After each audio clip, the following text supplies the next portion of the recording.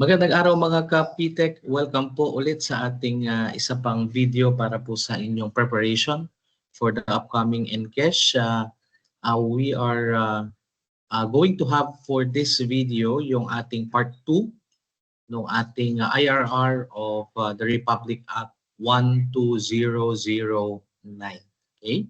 So we go right away sa ating material and share po natin yung continuation ng ating domain 2RA12009 na ang pamagat po nito ay ang New Government Procurement Act. Okay? Doon sa naunang video natin ay pinag-usapan natin doon ang primarily yung rule number 1 and then we skip a little on rule 2.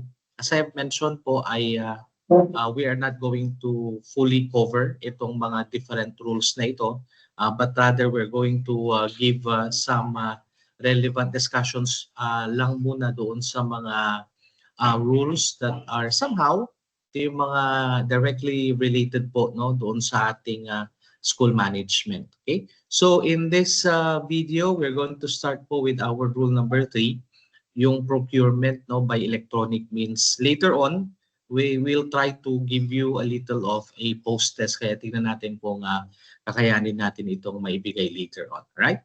So, yung rule number 3 po, procurement by electronic means, the RA 9184 already provided no itong terms na ito. So, somehow, it is being connected no dito kay RA 12009, which means na kung ano yung ginagawa under the PhilJeps under RA 9184 ay somehow almost same pa rin based on my appreciation dito sa RA 12009. So meron pa rin po tayong PhilJeps na tinatawag no yung electronic Philippine Government Electronic Procurement System na binabanggit natin. The very purpose of which is to promote yung greater transparency, accountability, operational efficiency, and value for money. The PhilJeps shall be the single electronic government portal that serves as the primary source of information and channel no, in the conduct of all procurement activities of the government. No? It shall maintain an integrated system that covers procurement planning until payment, and it has been noted no, that the PhilJeps shall be managed by the PSDBM. Okay.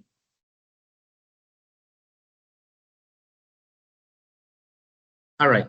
So 20.1.2 to take advantage of the significant built-in efficiencies of the PhilJeps and the volume discounts no, inherent in the bulk purchasing through the centralized procurement undertaken by the PSDBM. That's to be noted also that the PhilJeps shall continuously adapt no, emerging technologies and innovative solutions. So may mga features po siya dyan na nakalagay like yung electronic bulletin board, electronic catalog. So basically lahat ng mga procuring entities, mga suppliers, mga different stakeholders, no? Meron po silang mga accounts no related to PhilJeps. Meron din tayong tinatawag na virtual store which features no yung provision allowing procuring entities to procuring entities registered with the PhilJeps to procure CSE, common office use supplies and equipment online from the PSDBM. Okay? Electronic bidding, electronic small value procurement, no? Nakalagay din po siya dyan. Even payment actually under 20.2.8. And also, the PhilJeps feature also the registry of the different suppliers, manufacturers, distributors, contractors, and service providers. So basically, ang mga eskwelahan with Hope, the school head being the Hope, ay ang mismong school ay meron pong account no under the PhilJeps, whether you are I can say that whether it is an IU or not, no, meron pong kinakailangan, no, na registration, right? Para magkaroon po ng account ng mga eskwelahan dito. Okay? So hindi lang po force manufacturers yan. And for a supplier to be eligible at mabigyan ng certification, ay kailangan duman din po siya sa screening by the submission of the different needed requirements. Okay? So open data that will be under transparency pa rin ito. No, the PhilJEP shall develop an open data platform that allows the publication of relevant procurement information and data to promote transparency and facilitate public monitoring of the procurement process. So ito yung binabanggit natin, yung paggamit po natin ng PhilJEPs. Nang nabanggit natin that all procuring entities are mandated to fully use the PhilJEPs and its features in accordance with the policies, no, as prescribed dito sa IRR ng ating 12009. Okay? The PhilJEP shall also allow observers, no, duly authorized by the BAC, okay, to monitor the procurement proceedings.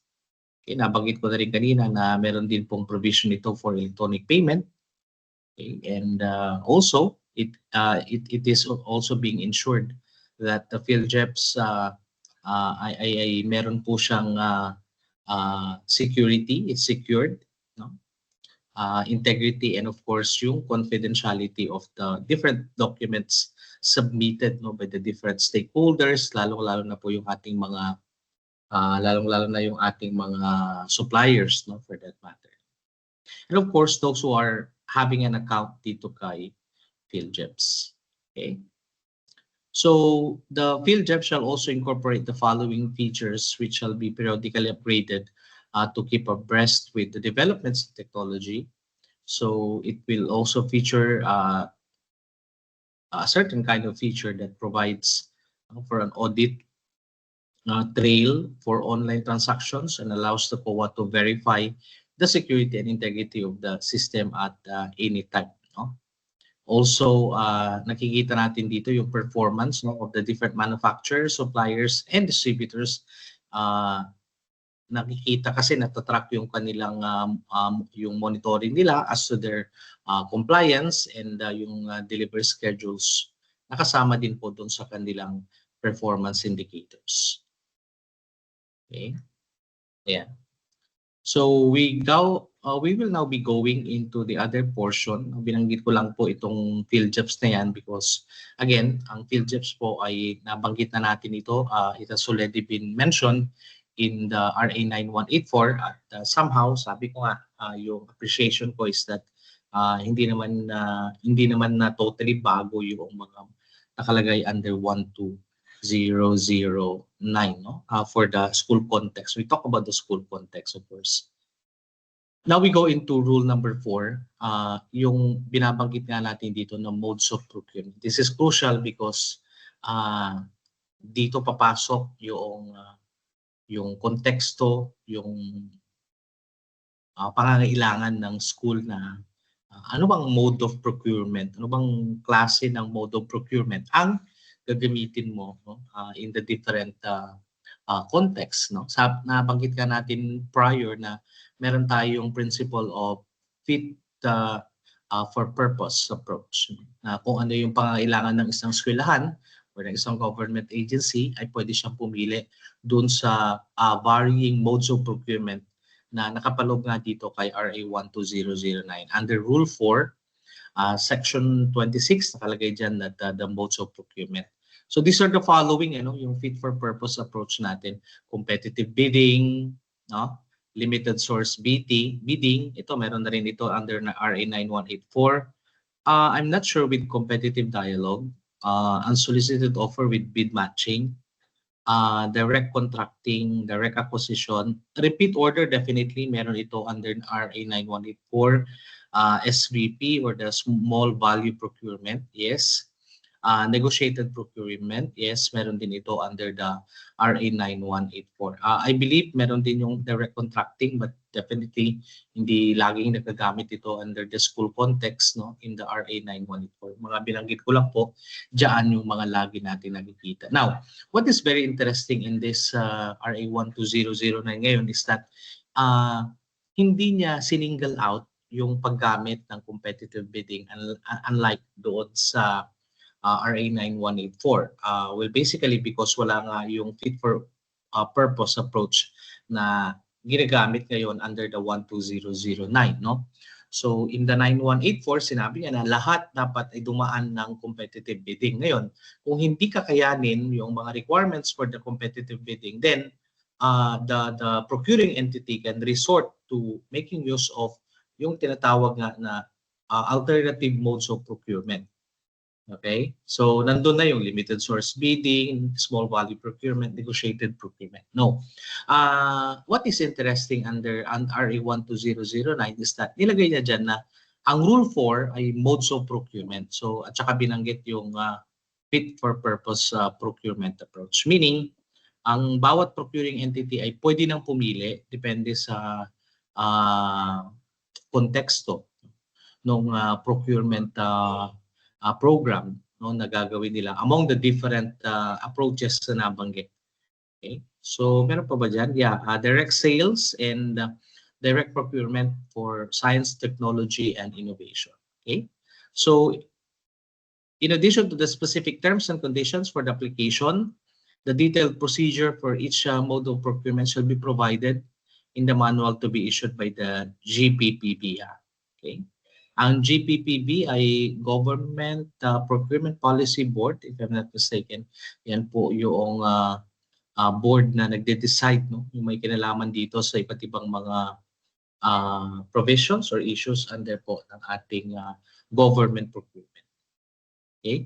Except for competitive bidding, limited source bidding, competitive dialogue, and unsolicited offer with bid matching, the PAC may delegate the conduct of procurement activities for the other modes of procurement to the end user or implementing unit or the procurement unit of the procuring entity. Okay? So, ibibigay dito yung mga specifics ng mga modes of procurement na yan, kagaya dito kay section number 27, yung competitive bidding. It's a mode of procurement which is open to participation by any eligible bidder and which consists of the following. Ito yung mga different steps. No? We refer to the different steps. May publication, may pre-bid, eligibility screening, receipt and opening, evaluation of bids, post-qua, and then the award of contract. No? So somehow, itong mga different steps na to, these steps were also mentioned under the RA 9184. And I believe, no, yung details nito, sabi nga, ay merong separate issuance coming from the GPPB kung paano gagawin yung mga different parts na yan, no, ating competitive bidding. Okay. So dito naman yung pangalawa will be the limited source bidding involving, no, ang category nito, ang keyword nito, there is a direct invitation, no, to bid by the procuring entity to a set of pre-selected suppliers. Kung kanina ang competitive bidding ay anybody can bid. Ito naman ay may pre-selected suppliers na binigyan ng invitation to bid. So for that purpose, merong mga category kung ano yung sinusunod, no, paggamit nitong limited source bidding. So halimbawa, itong mga conditions nito, if the procurement is a highly specialized or complex types of goods, that can only be obtained from limited number of sources. Yan. So, procurement of major plant components, halos hindi naman natin ito nakikita within the school context, maybe in the higher offices maybe, but in the school halos hindi natin ito nagagawa yung or nagagamit yung limited source bidding even in the RA 9184. Meron pa? Yung mga basta pre-selected limited source bidding for those reasons kung bakit sila na pre-qualify. Okay? Ayan.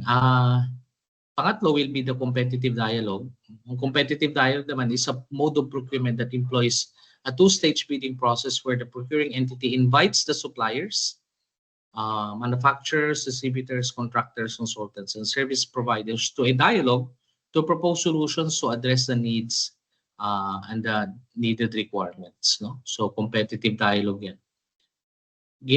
Ito ay ginagamit, it may be resorted to if any of the following conditions are present. Una, the procurement includes innovative design or solutions involving procurement. So somehow, this will not be, hindi ko nakikita ito na mag-fit in directly in the school context. Okay, so i-leave na natin ito, yung mga different stages na yan. Okay. Pagdating naman sa Encash, I believe na itong mga bibigay ng mga tanong ay directly may kinalaman sa school setting. So itong competitive dialogue, I do not see it na it will be somehow magagamit natin in the level po ng school. Next, we have the unsolicited offer with bid matching. So in this mode of procurement, the procuring entity may consider unsolicited offers from the original offer on a negotiated basis for goods and consulting services. The original offer refers to the entity that initially submitted the unsolicited offer.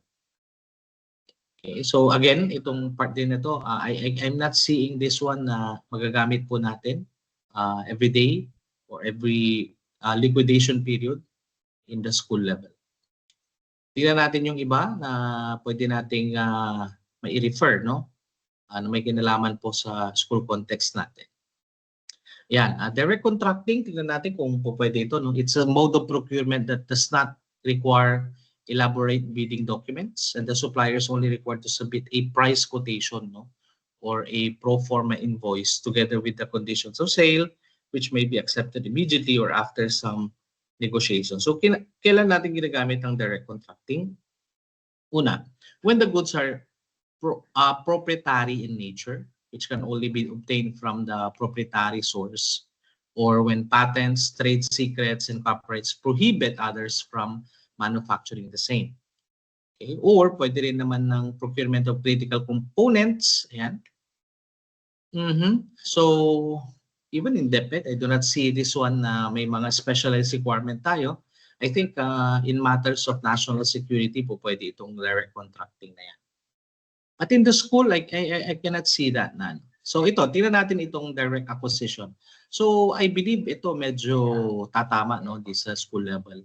The direct acquisition is a mode of procurement not available in the PSDBM. Nabanggit nga natin before na lahat ng mga lahat ng ating mga CSE, no, ay bibili natin kay PSDBM. Kung hindi man available sa kanila, kukuha lang tayo ng certificate of non-availability so that we can be able to secure it from other suppliers, no. Ang catch nito, kailangan ang ABC mo, halimbawa yung total na bibili mo ay mga office supplies, dapat hindi siya aakyat ng 200,000 without the need to conduct a canvas or request for quotations. May procure directly from any known and reputable sources, no? So saan ito po pwedeng mabili? Pwede nating mabili sa store, not limited to, for example, department stores, depot, fast food chain, grocery, ayan, no? So ito yung binabanggit natin, without the need to conduct a canvas or RFQ. Ito yung maganda dito kay direct acquisition. Well, basically because ang binabanggit dito, ang pinagbilhan mo ay coming from a reputable sources, no? Of course, depende niyan kung fast food chain, for example, alam naman natin, hindi naman nagbabago yung mga prices ng mga yan. So, mga department stores na may mga fixed na mga values nila at alam natin yung pricing naman nila ay market competitive siya in the market. So, even without the use of the RFQ, ay pwede tayo makakuha basta hindi lalagpas siya ng 200,000. Okay? At saka, ang isa pang requirement dito, syempre dapat ang ating paggamit ng direct acquisition ay yung mga goods and procurement ng mga services na reflected po sa ating APP, definitely. It can be paid using petty cash or by way of reimbursement, including foreseeable emergencies. Okay?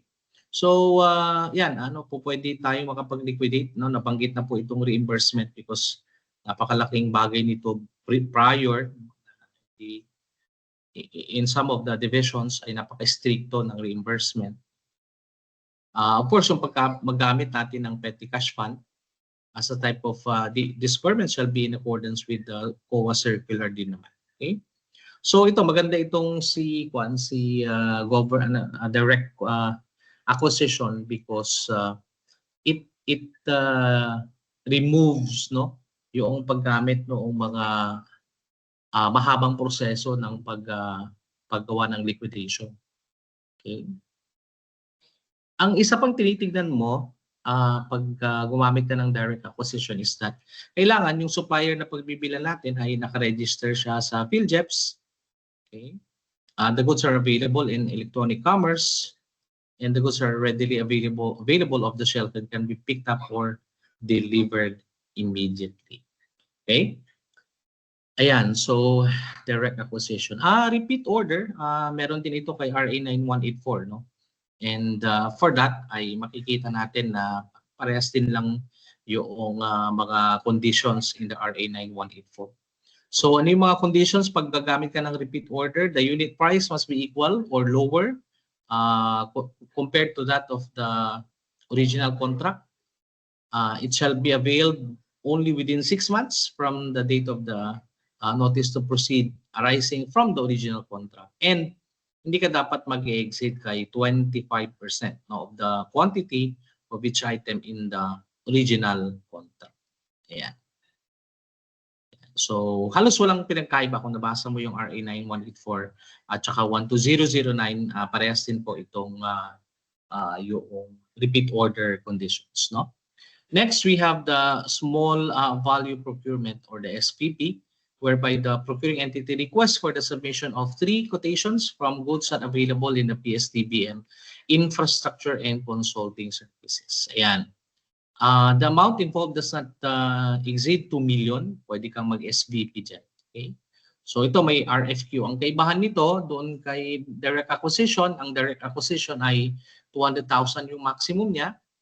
Ang small value procurement naman ay may RFQ. No? Yung RFQ na yan, kailangan ay secure from different suppliers, at least 3 different price quotations from different suppliers. And there is for example, yung mga CSE ang kukunin natin, kukuha pa tayo dito ng certificate of non-availability from the PSDBM.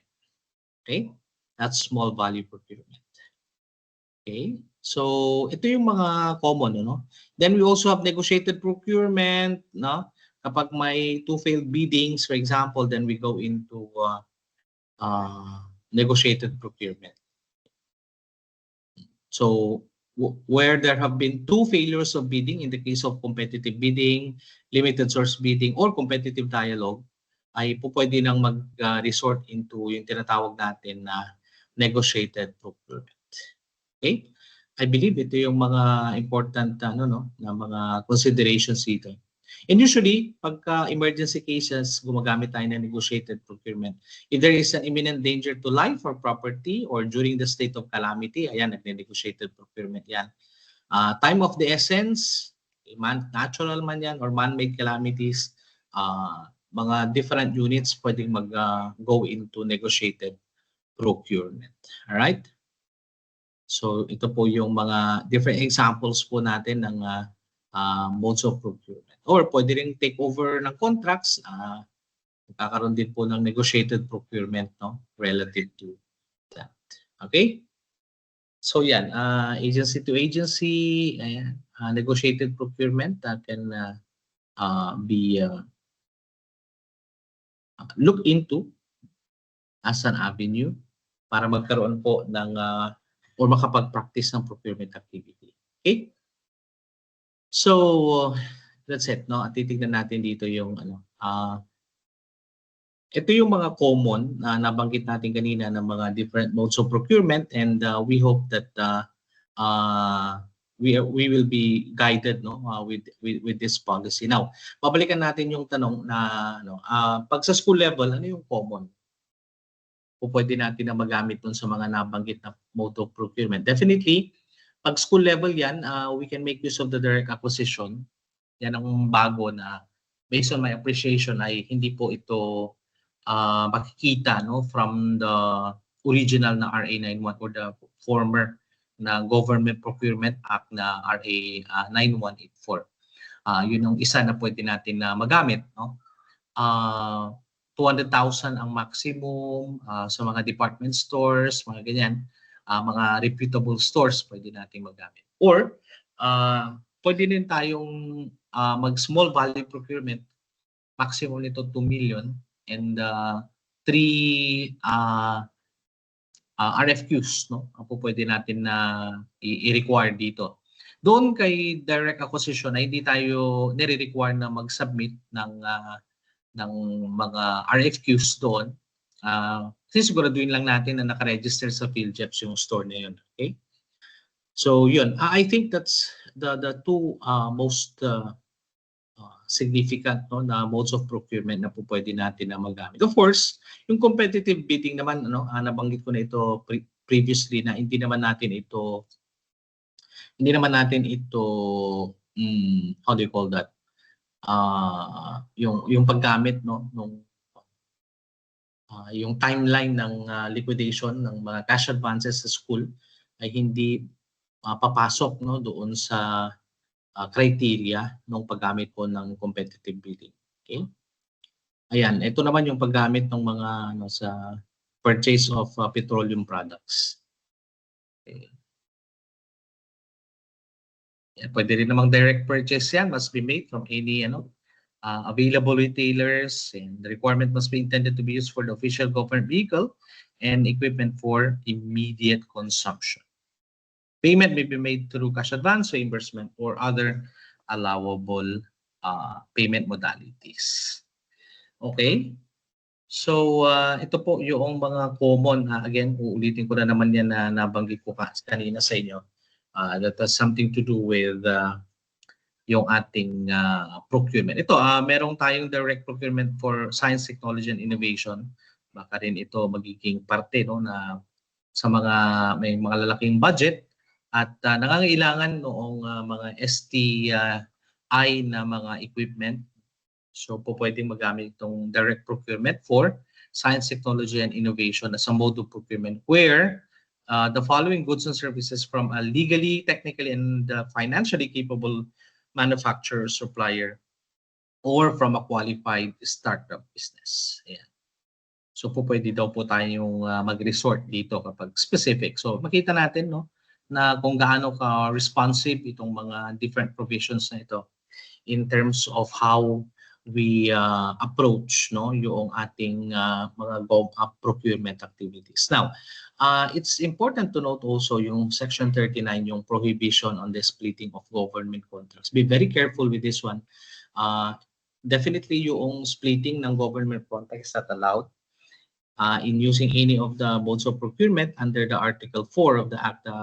Procuring entity shall ensure that it does not result in the splitting of government contracts, which involves dividing or the breaking up of contracts into smaller quantities and amounts, or dividing the contract implementation into artificial phases or subcontracts for the purpose of evading or circumventing the requirements of the Act and this IRR. So be very careful with that. For example, if the amount would be a certain activity will be referring to the repair, tapos yung repair na yun, for example, ay hinati mo siya, pareho yung i-repair pero magkaiba yung procurement activity na ginawa. We were flagged already by COA in some of those instances na merong pahaging lang naman. It's not directly a violation for the prohibition, pero parang may query yung COA dati na tinanong niya kung was it an intention to split the contract. So binigyan nila kami ng mga mga guidelines, specific guidelines at mga samples. So halimbawa nga yung repair ng isang ng classroom, for example, or may ni-repair, no? And then parehas naman yung target pero hinati pa yung kontrata. So may technicality na kagad doon. So it's very important that we follow, no, yung mga guidelines dito. May kinalaman kay splitting. Okay? And of course, yung procurement ng ating mga common use supplies and equipment, pinabanggit nga natin. So pagka wala yung stock sa PSDBM, kumukuha tayo ng Certificate of Non-Availability. Ito yung binabanggit natin so that we can proceed, no, with the procurement of those items from other suppliers.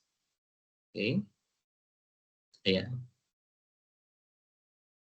Definitely pagka PSDBM naman mura, no, yung mga gamit na nandoon at talagang makakakuha ka ng maraming mga items from the PSDBM because they are the ones directly coordinating with the source at talagang mura yung mga materials nila. All right?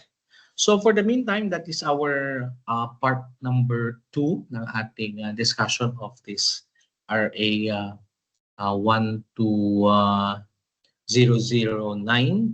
We'll be having the third installation of this dito sa ating RA 1200 sa mga susunod po na araw. Alright? So, yun lang muna and please watch out for our yung posts natin. Ihahalo po natin siya doon sa ating susunod pa na mga videos. Okay? For the meantime, yun lang muna mga kapitek. Maraming salamat and I hope na meron kang napulot dito sa video na ito. I-share mo na, i-like and mag-shoutout na rin tayo sa lahat po ng ating mga PTech YouTube subscribers. Maraming salamat and magandang araw mga kapitek.